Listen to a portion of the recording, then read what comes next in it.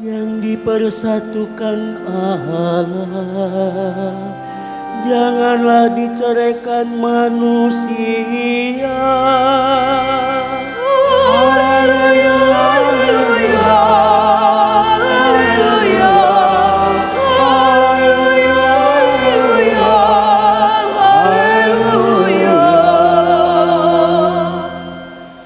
Tuhan sertamu.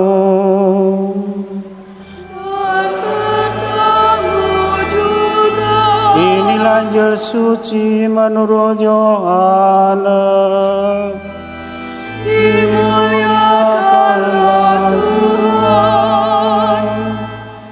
Yesus bersabda, "Seperti Bapa telah mengasihi aku, demikianlah juga aku telah mengasihi kamu.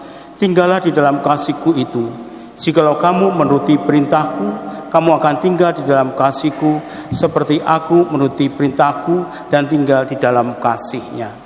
Semuanya itu Kukatakan kepadamu, supaya sukacitaku ada di dalam kamu dan sukacitamu menjadi penuh. Inilah perintah-Ku, yaitu supaya kamu saling mengasihi seperti aku telah mengasihi kamu."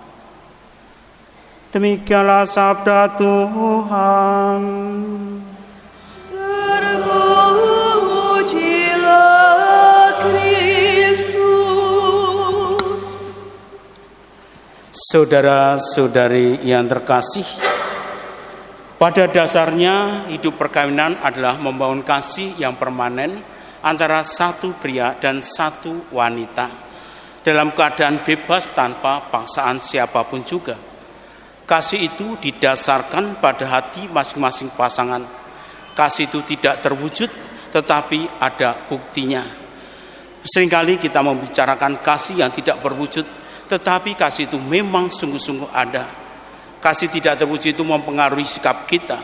Bagaimana kita menempatkan cinta kasih di dalam relasi kita dengan sesama, khususnya dengan pasangan kita. Hidup tanpa kasih seperti masakan tanpa bumbu dan garam. Hidup dalam kebersamaan tanpa ada arti yang sesungguhnya. Seperti anak kos yang hidup dalam kos, saling mengenal dan saling menyapa, tetapi tidak ada interaksi satu sama lain. Perkawinan bukan relasi anak kos. Hidup dalam kebersamaan, dalam kasih yang intens, yang satu sama lain. Bagaimana kita melakukan perbuatan yang besar tanpa kasih, seperti gong yang berbunyi tanpa tanggapan dari orang-orang yang ada di sekitarnya. Kasih dalam hidup perkawinan sangat penting. Ikatan perkawinan adalah ikatan yang perkawinan yang tak terpisahkan, membantu untuk menumbuhkan cinta di tengah keluarga dan harus merawat cinta itu. Kita juga mendapatkan inspirasi di dalam ciptaan manusia. Allah melihat bahwa manusia tidak bisa hidup sendiri, maka Dia menciptakan manusia Hawa. Hawa harus dicipta dari bagian tubuh Adam, supaya Hawa sungguh menjadi milik dan bagian dari Adam, bagian yang tidak terpisahkan. Maka Allah memilih tulang rusuk sebagai awal ciptaan Hawa. Mengapa Allah tidak memilih tulang kepala atau memilih tulang kaki Adam? Pasti Allah punya maksud tertentu dalam ciptaan ini. Allah membawa perempuan menjadi teman yang setara dengan laki-laki, dan tidak ada yang lebih tinggi ataupun yang lebih rendah. Laki-laki dan perempuan diharapkan saling melengkapi satu sama lain. Dalam kelemahan suami pasti ada kekuatan istri, dalam kekuatan istri pasti ada kekuatan suami.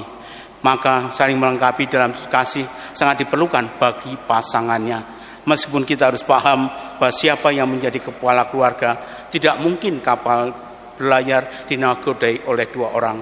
Pasti suatu saat ada yang memilih ke kanan, ada yang memilih ke kiri. Pasti berlayarnya pasti muter-muter enggak karuan. Pasti ada yang dibutuhkan adalah satu nakoda. Sebuah kapal pasti dinakodai oleh satu orang. Nakoda yang baik pasti mendengarkan orang lain. Dia menerima saran kemana arah kapal keluarga akan dibawa. Sekali lagi adalah kasih yang mengatur ini semua. Di dalam kasih semua akan dibawa. Tidak ada pertentangan di dalam rumah tangga. Tapi apakah ini mungkin? Pasti ada saja pertentangan di dalam keluarga. Yang penting bagaimana kita harus menjaga pertentangan ini menjadi suatu kedamaian. Pertentangan atau pertengkaran di sebuah keluarga bukan merupakan bumbu. Banyak orang mengatakan itu bumbu-bumbu perkawinan. Bukan. Ini adalah serpian-serpian yang suatu saat bisa menjadi besar. Serpian yang besar itu mengganggu kehidupan rumah tangga. Dalam Mazmur dikatakan, janganlah amarahmu sampai matahari terbenam. Janganlah kita menyimpan amarah kita sampai esok hari.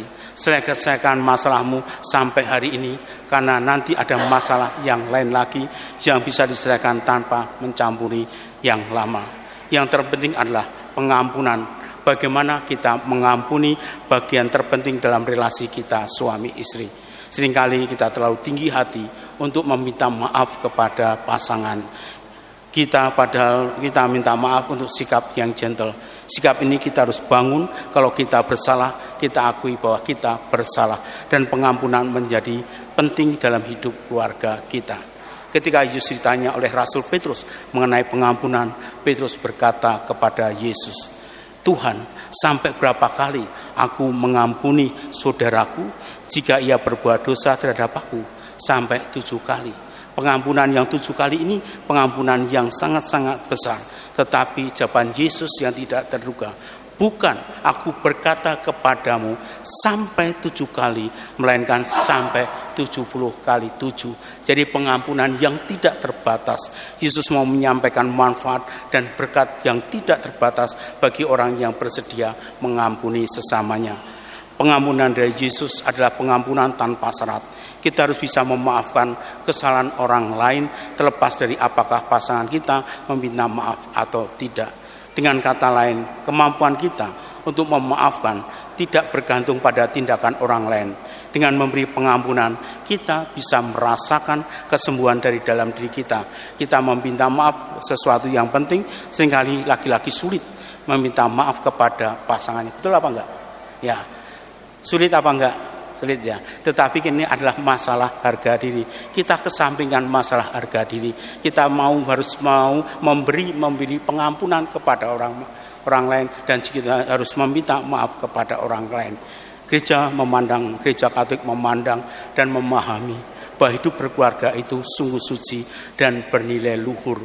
Karena keluarga merupakan persatuan hidup di dalam kasih suami istri yang mesra yang diadakan oleh Sang Pencipta dan dikukuhkan dengan hukum-hukumnya dan dibangun oleh janji pernikahan atau persetujuan pribadi yang tak dapat ditarik kembali. Santo Thomas, Rasul Yesus Kristus pernah berkata, ada persahabatan yang kuat antara suami istri karena mereka dipersatukan tidak hanya di dalam tindakan persatuan daging.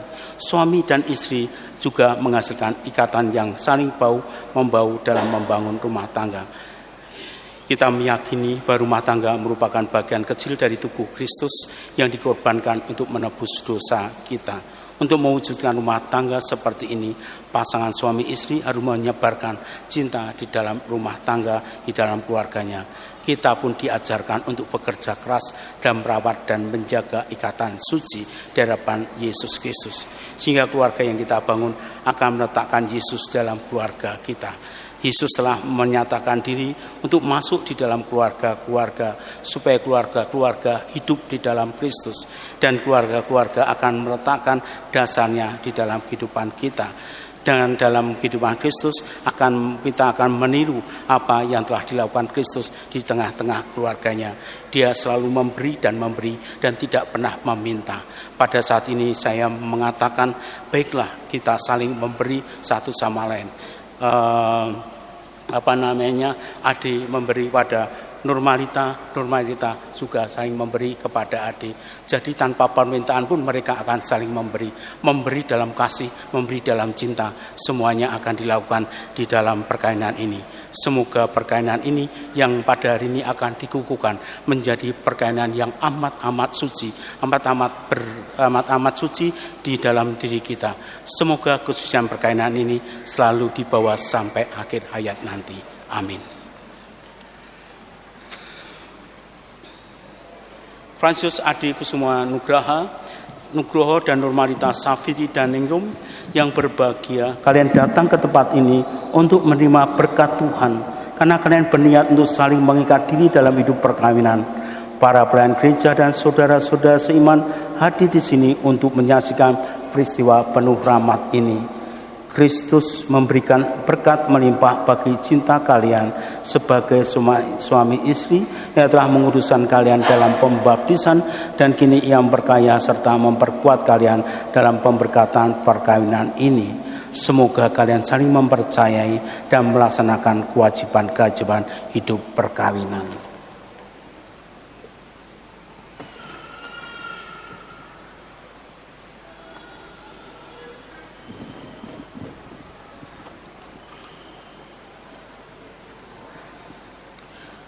Fransiskus Ade Kusuma Nugroho dan Nurmalita Safitri Daningrum, sungguhkah kalian dengan hati bebas